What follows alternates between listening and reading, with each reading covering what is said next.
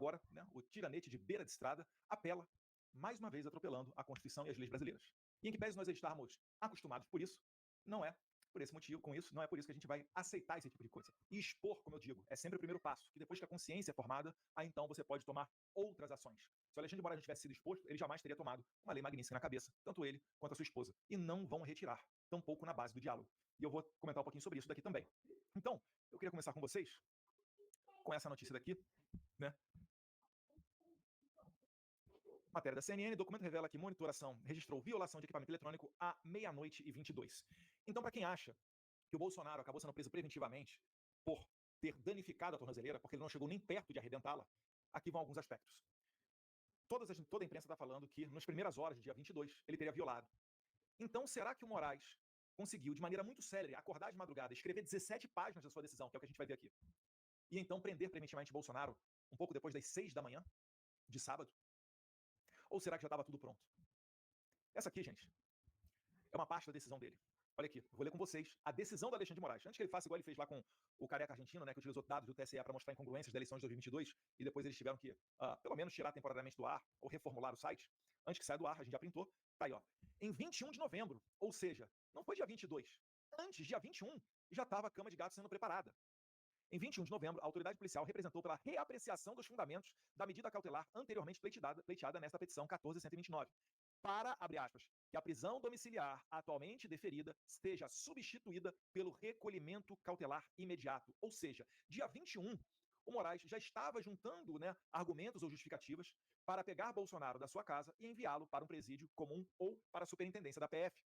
E ele segue aqui, né, na parte grifada em vermelho, na Superintendência da Polícia Federal, no Distrito Federal, local seguro e controlado, nos poucos dias que restam até o trânsito em julgado. Ou seja, o Moraes, ao contrário de que diz a lei, que o início, né, a execução da pena, ela só deva começar após o trânsito em julgado, porque quando ainda cabe recurso, não há o trânsito em julgado.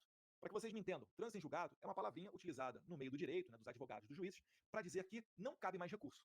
Então aqui o Moraes está admitindo o quê? Que há recurso. E se há recurso, há a chance de reverter a condenação. Mas Moraes se precipita e atropela o princípio de presunção de inocência até o trânsito em julgado e manda Bolsonaro para uma prisão preventiva. Então veja, no dia anterior, Moraes já estava deixando a cama de gato toda preparada. E outro argumento que pode nos levar a essa conclusão é a histeria do psicopata com relação ao dia 22. Eu trago aqui, algumas matérias, por exemplo, aqui, ó. Moraes rejeita anular os votos do segundo turno e multa a coligação do Bolsonaro em 22 milhões de reais. É quando o PL fez o mesmo movimento do PSDB em 2014, né, acessou o TSE, e o Moraes, ao invés de responder às dúvidas e mostrar que o processo eleitoral brasileiro é íntegro, não. Ele opta por censurar, calar, multar o PL. E 22 milhões de reais afeta em muito o Partido Liberal, que sim, é o maior partido da Câmara, o segundo maior do Senado, mas 22 milhões de reais faz muita falta. Ali embaixo, uma outra notícia, agora de junho de 2023, Moraes marca julgamento da inelegibilidade de Bolsonaro para o dia 22. E por último ali, agora, a notícia recente, Bolsonaro é preso preventivamente pela Polícia Federal por ordem de Moraes no dia 22. Então Moraes, como todo bom psicopata, igual serial killer, quando ele assassina suas vítimas e faz uma marca lá na pele, deixa no corpo alguma coisa, sempre deixa para trás uma marca do seu crime para dizer que a autoria é sua, tal qual esse tipo de pessoa, esse fenômeno se repete com o tiranete de beira de estrada, que adora o número 22. Então nós temos aqui a reunião de argumentos antes da violação do monitoramento, nós temos aqui a sanha persecutória dele pelo dia 22, e isso daí dá para nós, né, a certeza de que Moraes já queria prender o Jair Bolsonaro. E tanto queria que, no afã de fazê-lo, ele fundamenta a sua decisão em outros pseudo-argumentos ainda mais injustos, que é o que a gente vai passar a ver por aqui, né? Quer dizer, mais aqui, desculpa, um terceiro ponto aqui para falar que não tem relação à prisão preventiva com aquela solda que o Bolsonaro falou que meteu na tornozeleira, tá aqui, ó. Além disso, o Centro de Integração e Monitoração Integrada do DF comunicou à Suprema Corte a ocorrência de violação do equipamento e monitoramento eletrônico do réu Jair Messias Bolsonaro à meia-noite e 8 do dia 22 de novembro. Informação constatada, intenção da condenação de romper... Então, assim, o Bolsonaro ele não rompeu a tornozeleira. E o Collor, ex-presidente, também condenado em outro tipo de acusação, teve a acusação também de violar a tornozeleira e não foi preso. E esse ponto aqui, gente, é o único ponto das 17 páginas em que o Moraes especificamente fala da tornozeleira. Ou seja, um parágrafo. Não foi isso que norteou a prisão preventiva do Bolsonaro. Mas eu queria aprofundar aqui também em outros pontos e ler junto com vocês essa decisão do Moraes. Vou ler aqui a parte em amarelo. Ele começa aqui a mirar os seus canhões contra o Flávio Bolsonaro, querendo dar tons de criminalidade à vigília Em algumas oportunidades, quando o Lula esteve preso, ocorreu vigília. Inclusive, ocorreu uma vigília para evitar a prisão do Lula. Demorou cerca de 3 dias até que a Polícia Federal pudesse prender o Lula. Prender definitivamente, não trânsito em julgado. Aí começa lá o Alexandre de Moraes. E por que ele faz isso? Porque ele está vendo que o Flávio Bolsonaro é um presidenciável. Então eles tiraram Jair Bolsonaro do caminho com a prisão, né, o golpe da Disney. Todo mundo viu a barbaridade que foi isso, um crime que não existiu no momento que o Bolsonaro nem estava no país. Acusaram de dar um golpe velhinhas sem armas. E lembrando que o Bolsonaro, antes de deixar o poder, ainda nomeou os chefes de forças armadas do Lula, né, Marinha, Exército e Aeronáutica. Temos ali. O senador da República, o Flávio Bolsonaro, faz uso do mesmo modus operandi. Olha como é que é importante a linguagem. Ele já vai incutindo na sua cabeça que trata-se de uma organização criminosa. Ele não vai falar isso do Oruan, filho do Marcinho VP, mas ele vai falar isso aqui do Flávio Bolsonaro, filho do Jair Bolsonaro. O senador da República faz uso do mesmo modus operandi empregado pela organização criminosa que tentou um golpe de Estado no ano de 2022. Ou seja, chamar Virgília agora se tornou ato golpista, utilizando a metodologia da milícia digital para disseminar por múltiplos canais mensagens de ataque e ódio contra as instituições.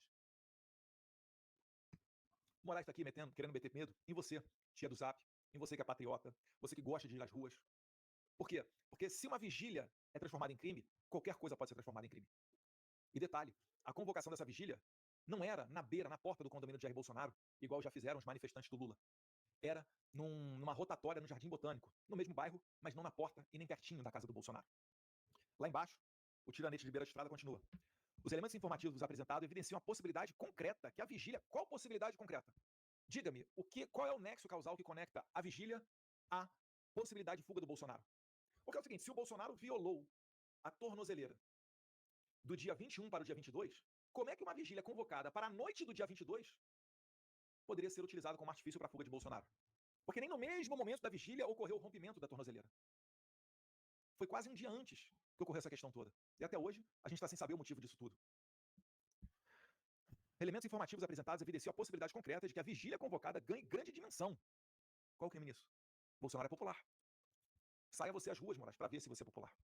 Não consegue nem no aeroporto de Roma. Com a concentração de centenas de adeptos do ex-presidente nas imediações de suas residências, estendendo-se por muitos dias.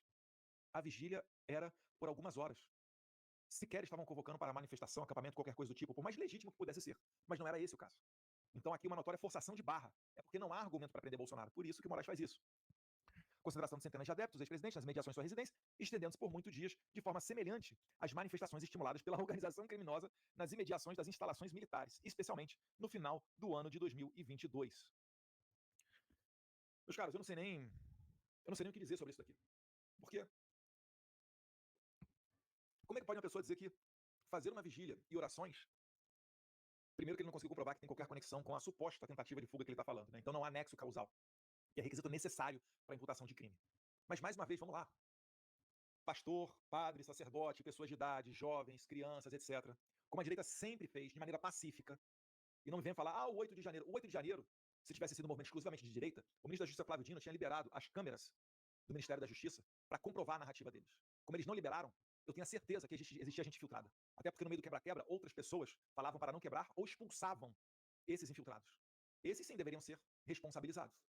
Mas não, o que fizeram? Acusação genérica, colocou todo mundo no envelope e tacou para dentro da cadeia. 14, 15, 16, 17 anos de condenação. O Moraes vai pagar muito caro por essa atrocidade que ele está fazendo. As vidas e as famílias que ele está destruindo. Deus quiser, essa semana vai ser uma grande semana. Eu vou ficar quieto. Ademais, considerando as técnicas empregadas por integrantes da organização criminosa, o tumulto nos arredores da residência do condenado poderá criar um ambiente propício para a sua fuga. Como é que o Bolsonaro vai fugir com 71 anos de idade? Acabou de sair de um câncer. O cara não para de soluçar. Vira e mexe está parando no hospital. Passou por 7 grandes cirurgias. Tem câmera apontada com sensores de movimento para a porta da casa dele. Policiais ao redor. Agora a gente está vendo até drone. Como é que vai conseguir fazer uma fuga? Me explica isso.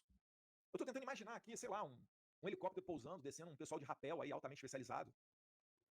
Aí o Bolsonaro de 71 anos vai lá e faz um exercício militar com a corda, sobe de rapel lá no... Sobe de rapel não, né? Escala para o helicóptero. É difícil conseguir imaginar essas coisas, porque é ridícula essa acusação. Então o que o Moraes está fazendo aqui? Ele está tentando dragar o Flávio Bolsonaro para dentro do problema, porque foi isso que ele fez comigo. Quando meu pai foi colocado a tornozeleira nele, né, a prisão domiciliar e a queda das redes sociais, a censura, isso foi no meu inquérito. Lembra que o Lindbergh abriu, pediu para abrir, foi abrir. Olha só que bizarro.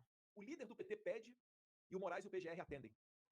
Ele abre o inquérito contra mim, pede meu passaporte. Dá 5 dias pro PGR responder. O PGR demora 18 dias, não responde. No 18º dia eu falo, vou me exilar aqui porque esses caras vão pegar meu passaporte e depois vão me prender.